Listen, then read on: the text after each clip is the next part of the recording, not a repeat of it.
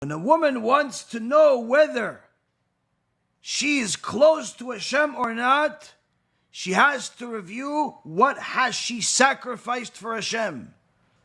When a man wants to review whether he's close to Hashem or not, he has to review what has he sacrificed for Hashem. Not because Hashem needs anything from you, chas v'shalom. He is perfect.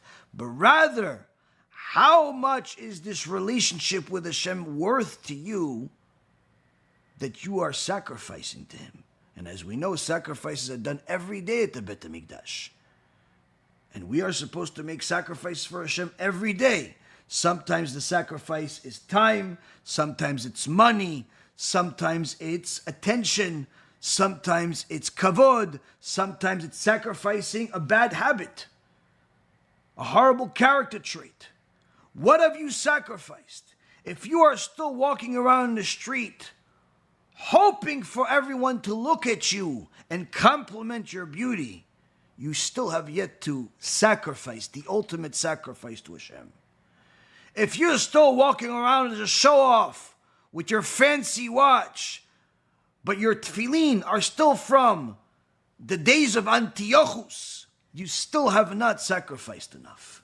If you have no problem spending $2,000-$3,000 to go on vacation, $2,000-$3,000 on a watch, $2,000-$3,000 on all types of hobbies that you have, but you're not willing to spend that on tefillin, you're not willing to spend that on publicizing Torah, you're not willing to spend that on a mitzvah like an etrog that you're only going to use for a week,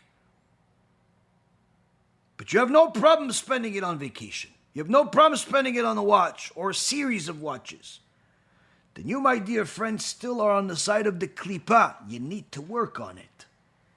You need to get yourself out of the klipa. Why? Your giving, your nature of giving is an indication of where your soul stands.